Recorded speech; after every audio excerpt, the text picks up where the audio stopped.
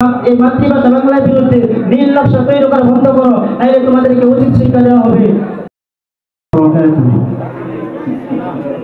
ইন্নাল হামদুলিল্লাহ ওয়াসসালাতু ওয়াসসালামু আলা মান লা নাবিয়্যা বা'দাহু أما بعد فأعوذ بالله من الشيطان الرجيم بسم الله الرحمن الرحيم وما أرسلنا من رسول إلا بلسان قومه ليبين لهم وقال النبي صلى الله عليه وسلم إن المؤمن يجاهد بسيفه ولسانه أو كما قال عليه الصلاة والسلام। অধ্যকার জামিয়া মুহাম্মাদিয়া আরবিয়া কর্তৃক আয়োজিত বাৎসরিক প্রতিযোগিতামূলক সেমিনারে উপবিষ্ট আছেন বিজ্ঞ বিচারক মণ্ডলী ও সুদক্ষ পরিচালক ও আমার সামনে বাংলার প্রত্যন্ত অঞ্চল থেকে আগত এলএম বিভাগের ছাত্র ভাইরা, সকলকে জানাই আমার পক্ষ থেকে আন্তরিক শুভেচ্ছা ও মুবারকবাদ। আজকে বক্তৃতার মঞ্চে আমার আলোচ্য বিষয় হলো 21শে ফেব্রুয়ারি ও মাতৃভাষা। সময়ের সংক্ষিপ্ত পরিসরে যতটুকু সম্ভব আলোচনা করার প্রয়াস চালাবো ইনশাআল্লাহ।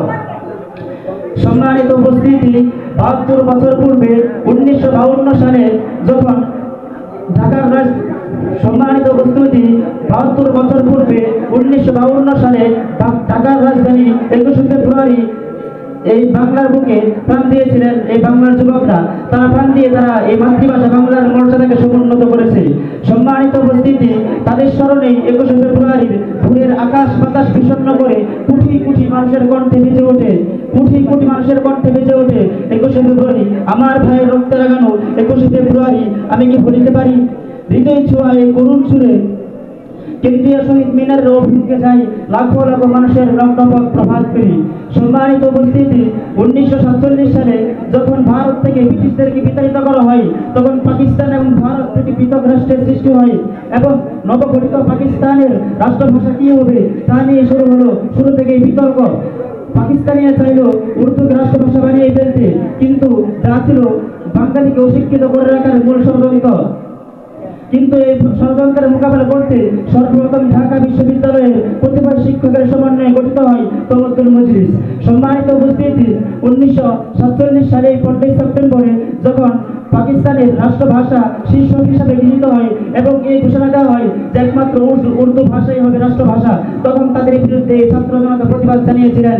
সম্মানিত উপস্থিতি, 11 মার্চ 1948 সালে এই বাংলা ভাষাকে রাষ্ট্রভাষা করার দাবিতে ছাত্র জনতা যখন রাষ্ট্রভাষা ধর্মঘট ডাকে তখন তাদের এটাকে সাড়া দিয়েছিলেন এই বাংলা জনতা। সারা দেশে বেশ বিশাল বিক্ষোভ হলো, সারা দেশে বিশাল বিক্ষোভ হলো এবং তাদের বিক্ষোভের কারণে সরকার ভীত সন্ত্রস্ত হয়ে উঠল। এর কদিন পরে পাকিস্তানের রাষ্ট্রপতি আজম মুফতি আলী জিন্না তিনি ঢাকায় ঘোষণা করলেন এই উর্দু ভাষাই হবে একমাত্র রাষ্ট্রভাষা।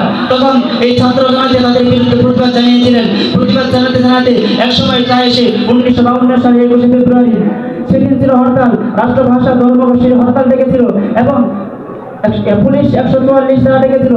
কিন্তু এই বাঙালির দুর্জয় যুবকরা তারা 144 ধারা ভেঙে তারা এই 44 ধারা ভেঙে যখন রাস্তায় নেমে আসলো, তখন তাদের গুলিতে নিহত হলেন রফিক, সালাম, জব্বার, অরণ্যরা। তাদের শহীদের কারণে আমরা আমাদের এই মাতৃভূমি বাংলা ভাষা পেয়েছি। সম্মানিত উপস্থিতি, এই মাতৃভাষা হচ্ছে এমন এক ভাষা যার জন্য রক্ত দিতে হয়েছে। সম্মানিত উপস্থিতি, এই মাতৃভাষা হচ্ছে এমন এক ভাষা যার জন্য প্রাণ বিসর্জন দিতে হয়েছে। সুতরাং আমি তাদের কাছে কিছু স্পষ্ট ভাষায় বলে দিতে চাই, আজকে যারা তোমরা এই মাতৃভাষার বিরুদ্ধে কথা বলো, তোমরা ওই ইতিহাস থেকে শিক্ষা গ্রহণ করো এবং এই মাতৃভাষা বাংলার বিরুদ্ধে নীল নকশা তৈরি করা বন্ধ করো, নাইলে তোমাদেরকে উচিত শিক্ষা দেওয়া হবে। সম্মানিত উপস্থিতি, আমি এই বলে আমার বক্তব্য শেষ করছি। আসসালামু আলাইকুম ওয়া রাহমাতুল্লাহ।